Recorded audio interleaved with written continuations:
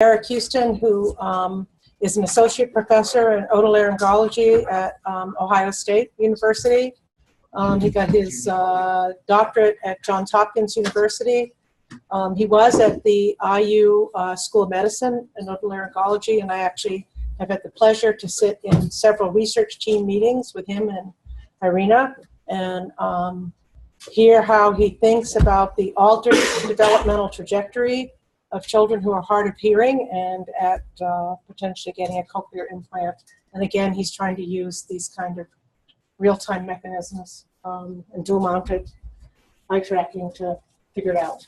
Yeah, thank you, Linda. Wow, I feel like there's an echo or something, or like I'm in like one of those spaces where, what is it called, like an amphitheater, where you can kind of like hear your echo back in here. I don't know what it is. Okay, anyway, sorry. Yeah, so what I wanted to accomplish with this talk is to explain like why those of us studying children with hearing loss would be interested in egocentric vision and what sort of why we're so excited about it and how we think that it might let us answer some very interesting questions and also have a positive impact on the language development of children with hearing loss.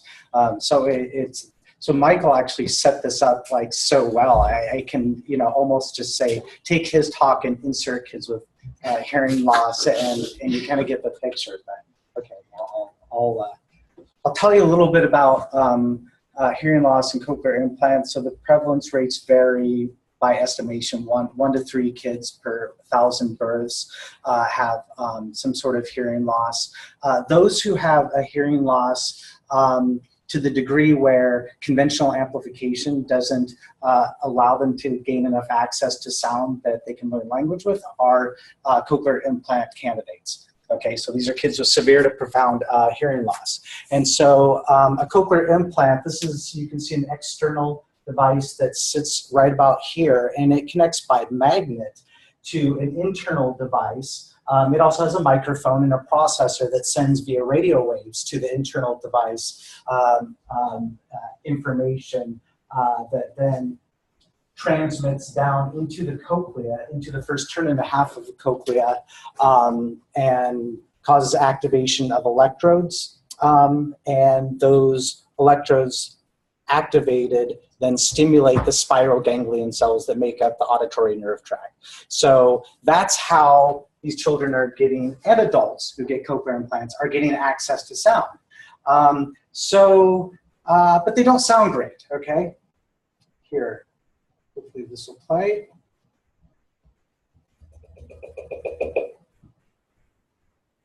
Let's see. This is...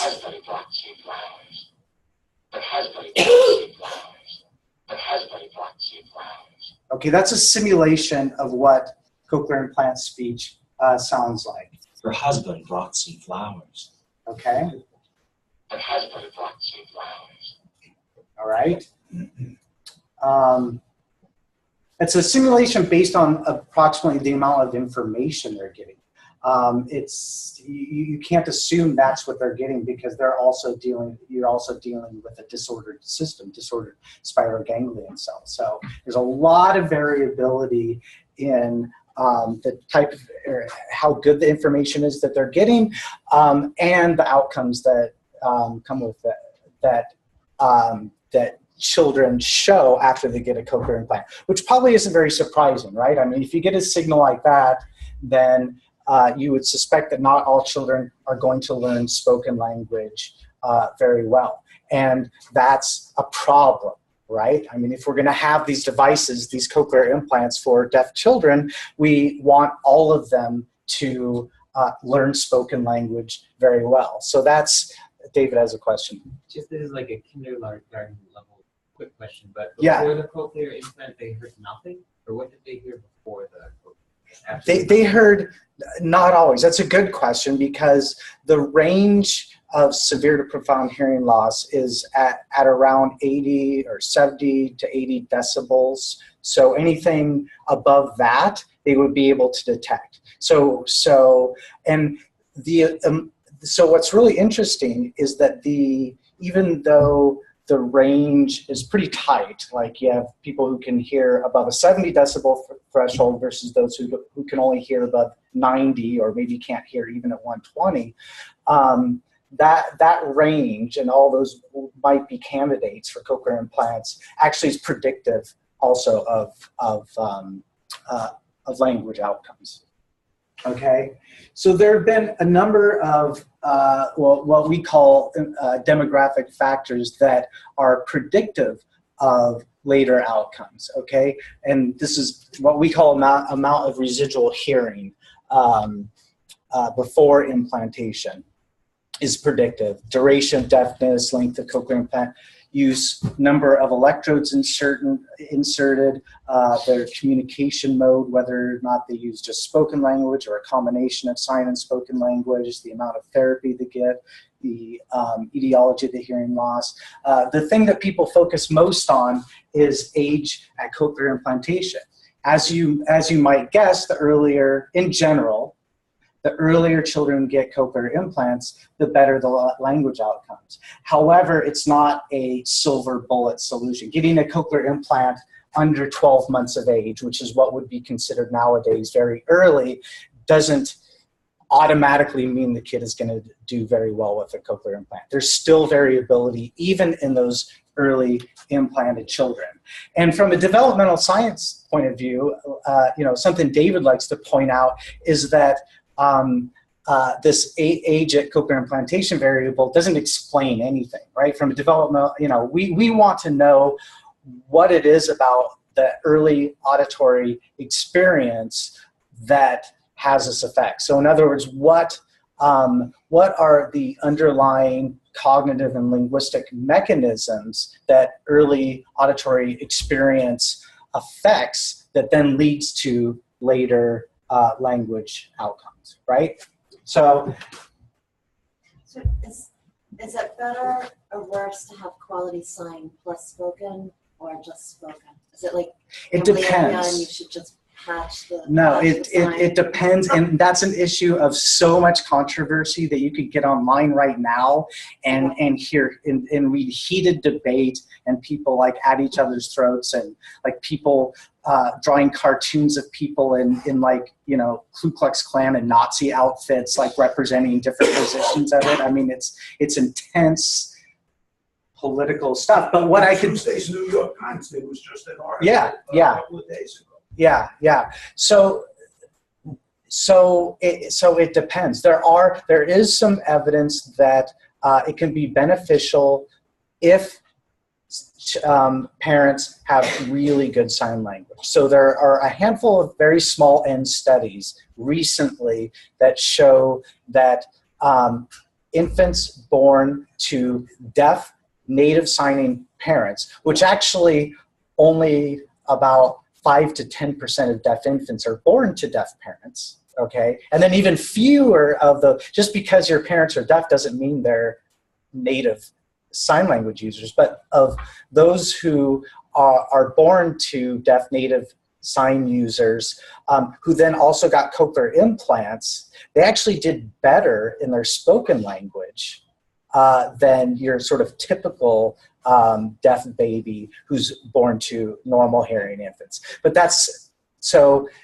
what the takeaway from that is very, very controversial right now. I mean, some people want to say that means that everybody should be signing to their kids. I would caution about that because those are very special cases where the children are getting very, very rich manual sign input. So I think a lot more work needs to be done on that. So this question that I'm raising, usually my talks would be like answering that question, but for this, I'm just going to go straight to the answer, or at least some of the tentative answers that we have right now, is that, okay, the underlying mechanisms that are affected by early access to auditory information, surprisingly, and it's not for lack of trying, we have never found that very early implantation leads to better speech perception than implantation a little bit later.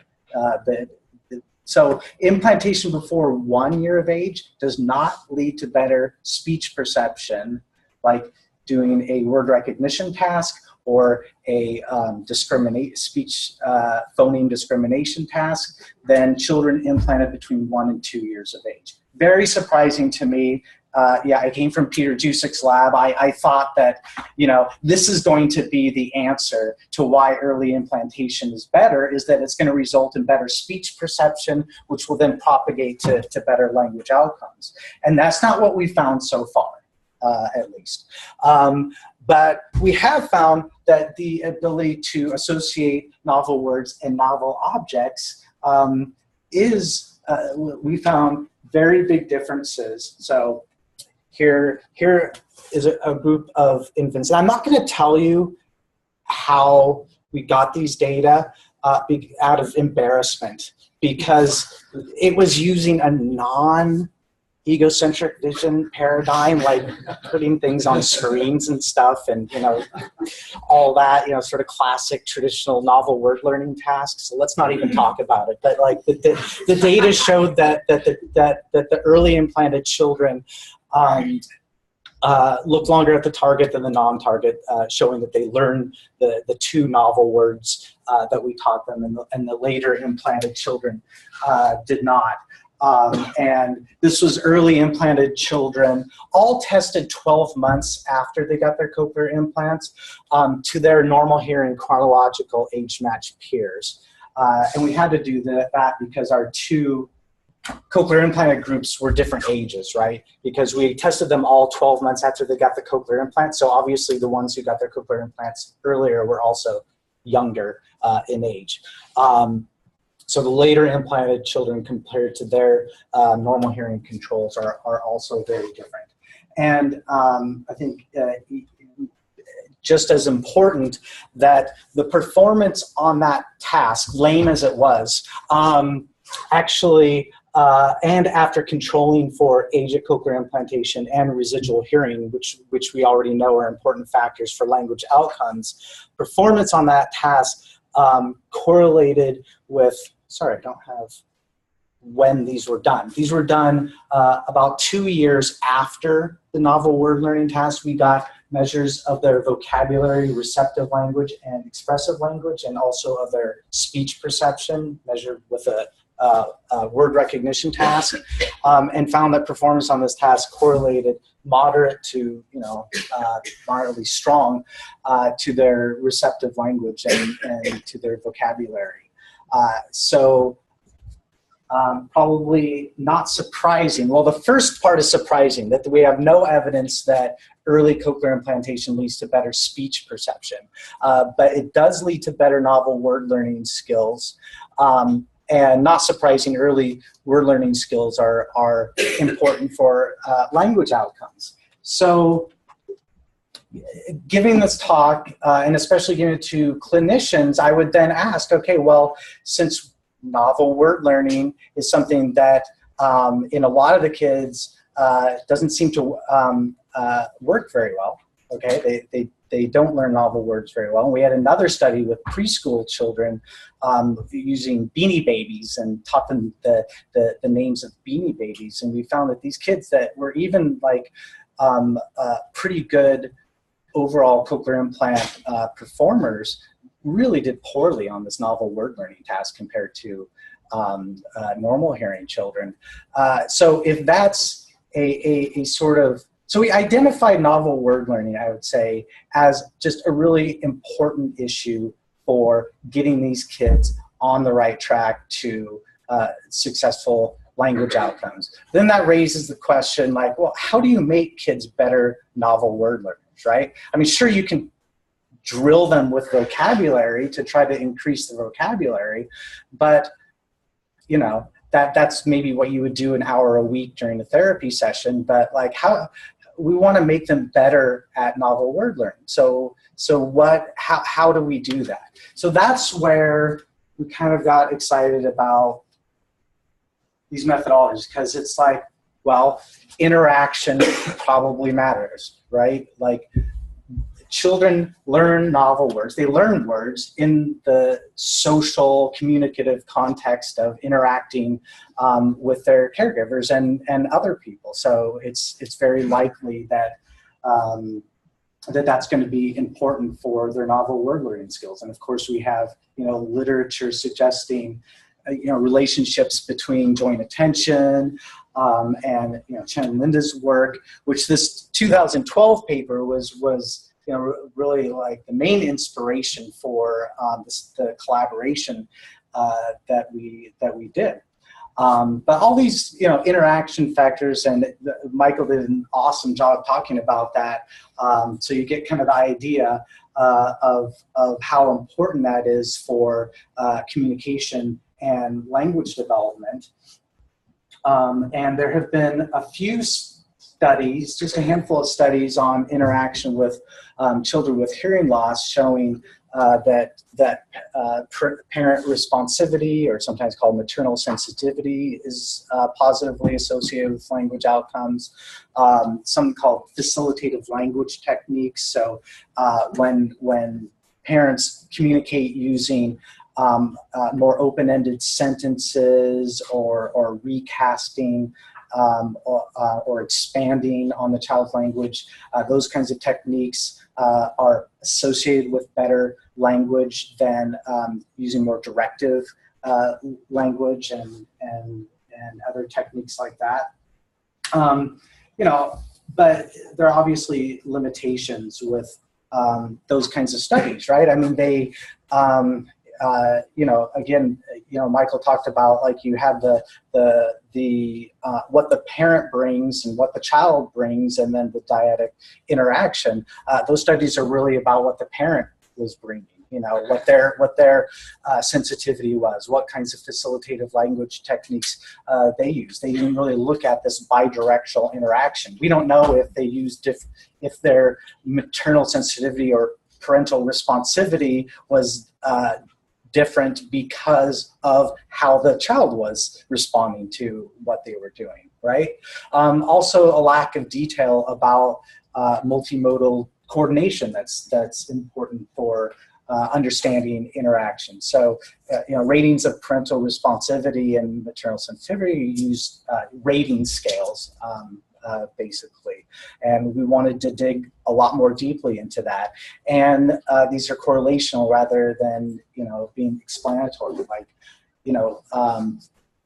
we want to know how these interactions actually affect the behavior and learning of the children in real time during the tasks, right? So that's what, is so exciting to, hear about the work that Chen and Linda were doing. Chen, I think, gave 2 talks up in Indianapolis, one pretty shortly after I think you came here and developing this methodology, and then a little bit later when the word learning stuff was really up and running, and that was just so exciting. So we basically took that 2012 cognition paper and their methodology, and as best we could, and with a lot of help from them, replicated the setup up in Indianapolis to test kids on the novel word learning paradigm,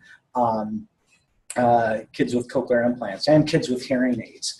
So what we do, just like they did in the cognition paper, is that we give the parents these 3 objects at a time to play with their child. And they're instructed to just play with their child with these objects as naturally, as they would at home, as natural as possible, right? And we tell them that this one's referred to as a bali, that's a duga, that's a tiva. We don't explicitly, and this is important, we don't explicitly tell them to teach the novel labels to the children. And that's really important, turns out. And then they play with these 3 for 90 seconds. We remove them. We bring out these 3, 90 seconds, and then we repeat both sets, another 90 seconds each. And then, and the parents also have a little cheat sheet taped to the table, so they don't have to memorize these novel labels.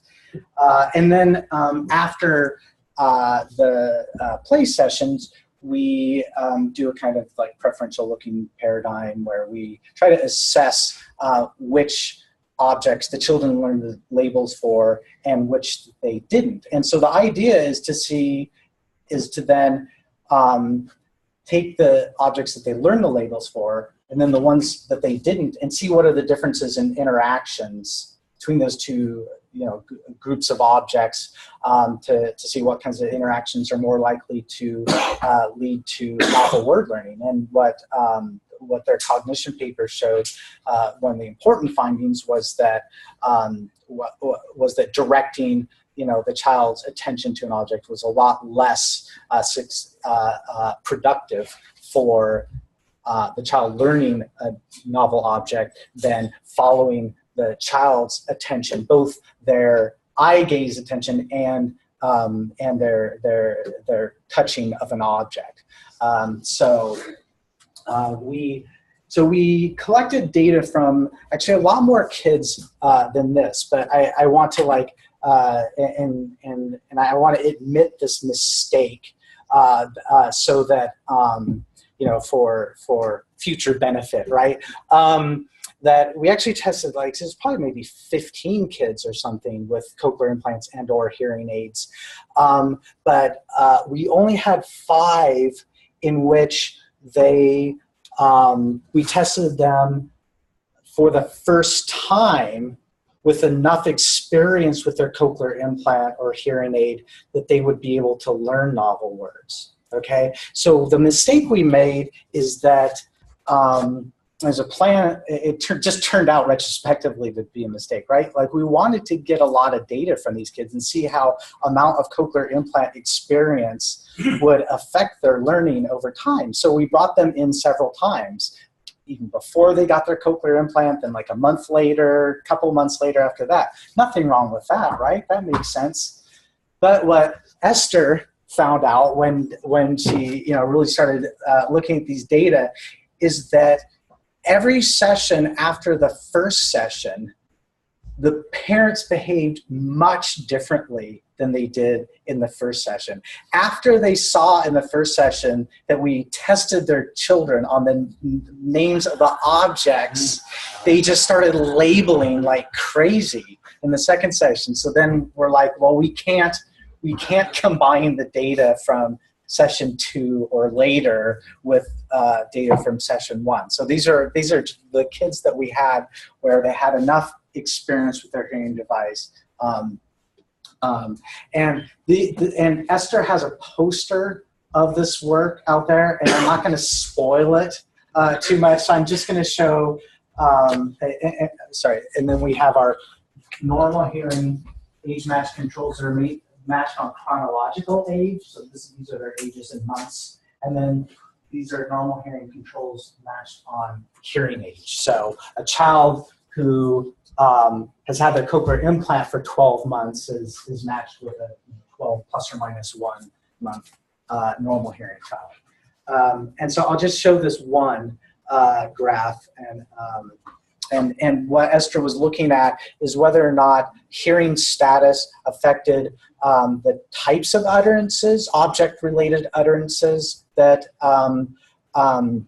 that parents use. And I think more important for the egocentric vision, wanted to see how use of different sentence types, so labeling versus talking about the properties, which I just noticed that's spelled.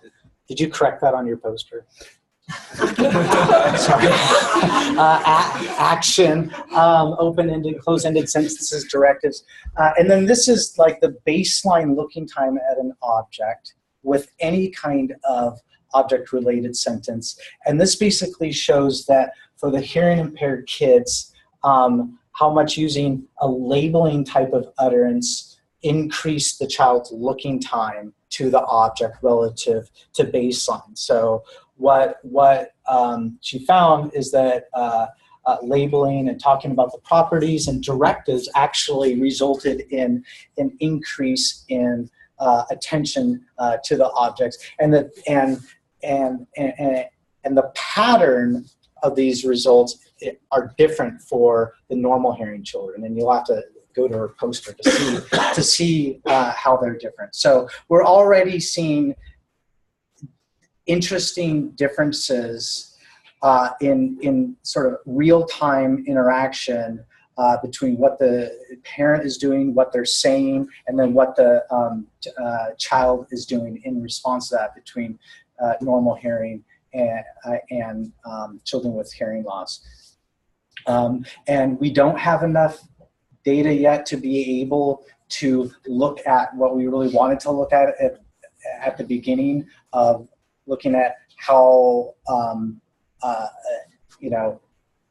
differences in labeling strategies by the parents affected novel word learning, because again, I think that we basically, with the 5 kids that we had, like, they didn't learn enough words, right, for us to really be able to tease that apart. So we're currently at Ohio State collecting more data and obviously not repeating the same mistake of bringing them in several times, just getting more data from kids that have around a year of cochlear implant experience.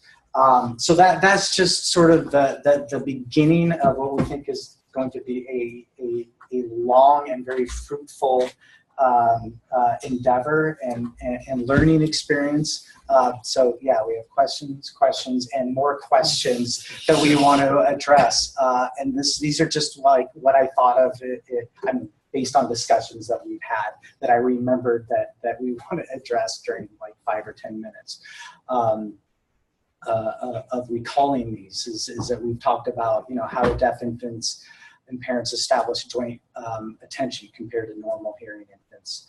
And then how does then getting the cochlear implant affect how deaf infants and their parents establish joint connection? What are the different pathways to establishing joint connection or joint attention for normal hearing and children with cochlear implants?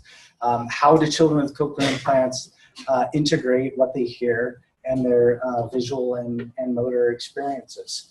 And how does age of cochlear implantation affect this integration? When parents also use sign language, okay, how is that going to be integrated into their interactions? And how do different pathways to joint attention affect novel word learning, which is, if you remember really what our goal is that we want to answer interesting theoretical questions about how hearing loss is going to, say, sort of perturb the system and how it's going to affect all these interactions and novel word learning and other things. But also, this will hopefully inform us and allow us to inform clinicians and parents on how to best engage their children with cochlear implants and hopefully enhance their novel word learning skills, which will then allow them to have better outcomes. So that's what I have. A cute baby on me, thanks to Irina. That's not her baby. That's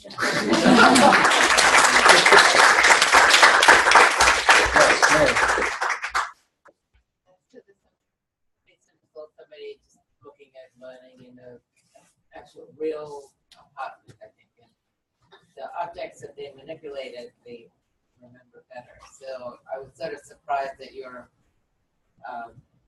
had a condition where they had some manipulation, but it wasn't significant.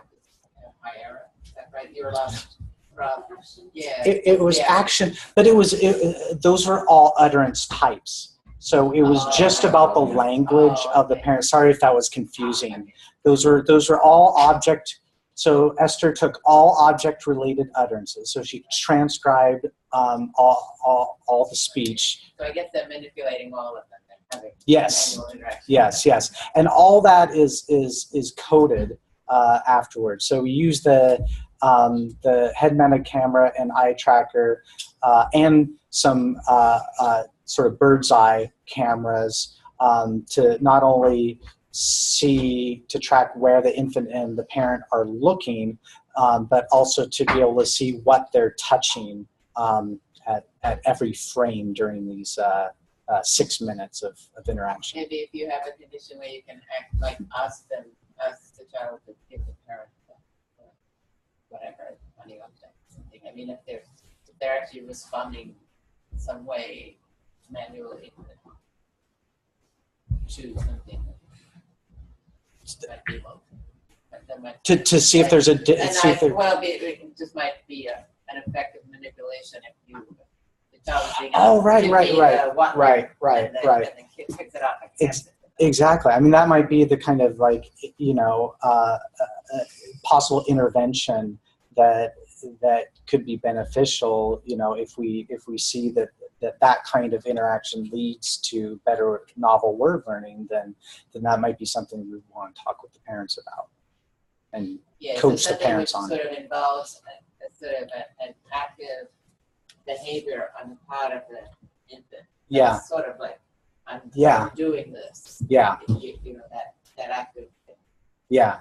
Yeah. I mean, I think that's what a lot of the research that we're talking about is pointing toward, is that, the child's active engagement in the object and having the parent sort of follow, that and be responsive to what the child is actively doing with the object, what they're attending to, and labeling in coordination with that is really seems to be important, at least what we've seen with normal hearing typically developing children. Like, what we don't know is anything about how effective those the same strategies that are effective for typically developing children are going to be for children with cochlear implants. Parents tend to be more directive, and being more directive seems to not be very good for typically developing children. But we don't know if maybe at some, maybe early stages of cochlear implantation, maybe being more directive is going to be helpful. That's what we want to know. I love the idea of doing it longitudinally. I mean, can't you just have the mom not see the screen or? Right. Yeah. We need to do something differently. Yeah. Do it longitudinally. That's so important. That is the right idea. Yeah. We just can't. Anyone could have made that up. We just can't sort of like spill the beans to the parent of what's going on. Yeah, but even if you clamp it out. Yeah. They know those are the three objects. Yeah.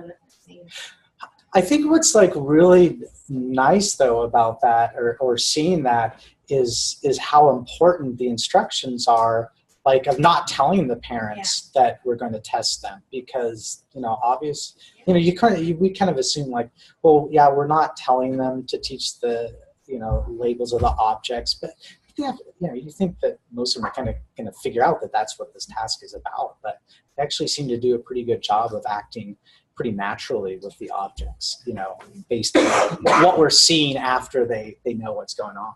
I was going to ask, Yeah, what is the status of interventions for these kids? Like, what's the current practice about how to do interventions for kids with CI?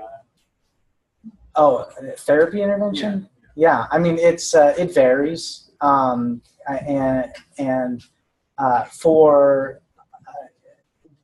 to me, like the best practitioners are the ones that are using a similar approach to what Michael was talking about. It's not so much working with the infant and trying to condition them to do certain things, but in coaching the parents in interacting with each other. I would say it's less established than it is in autism. I mean, I think in our field, it's still there is still quite a bit of therapy that encourages being much more directive with the parents. And again, we don't know if that's not effective, and there haven't been randomized controlled trials on any of these interventions to assess their effectiveness. Although there have been for the CIs themselves. No. Really? No. Sorry. No, they no. I mean, so there's no sort of sometimes like hard data that CIs have found. That CIs what? Improve outcomes. Right. There's. I mean, I guess it depends on what there's never been a randomized control trial. They've never taken, a group of 50 deaf infants and randomly assigned them to cochlear implant treatment or not. And the simple reason being is that, very early on when it looked like, it might be effective and sort of Anyway, no, it's not. yeah, now it's like, then people thought, felt that it wasn't ethical. Aren't they hard to get insurance? No, insurance covers them. Medicaid covers them. Yeah, I think it's no surgeons problem. Get away with murder as opposed to tort. Oh yeah, absolutely. Linda, did you have a question? I have to interview Dan. Introduce Dan. Yes. And then I have to run to get barbecue. Okay. But on my way up to introduce Dan, as Dan comes forward, I have a question. Yeah. Or something for you to think about, and that is how much of this might have to do. There's like this magic period we talked about where early seems to set them on the stage for learning word object reference, which is a big starting point for people. Yeah. Have you guys looked at how long they stay fixated on an object, the sustained attention on an object? Auditory words, all that stuff is sort of known to extend that, and really, I think it could be like now or sleeper effects and vision. Do you know what I mean? That they're missing the building of some of that neural architecture early. I mean, not with this paradigm, we haven't yet. Well, I think it'd be really interesting. Parallel to that. Yeah, I think it Yeah. sounds like Daphne's work. It's a little, it seems unrelated to where you're going, but it's going to be about building that neural architecture. It's just a really interesting possibility. But the sustained visual attention, because their vision is weird. Well, we do They're very have bad at sustained we attention. do have this one visual habituation study. But you have eye tracking, right? Oh yeah, and we have this eye tracking. So we can get. All of you have to. Yeah. I mean, did you look at like just their average attention to the object? Yes, and I want to know whether people are longer, OCI. Yeah, and that's right. Actually, no. Yeah, it's I'm gonna introduce Dan, and I'm gonna leave. But I have heard Dan talk. Look, you guys want barbecue? They're delivering at 5:45, so I can do that.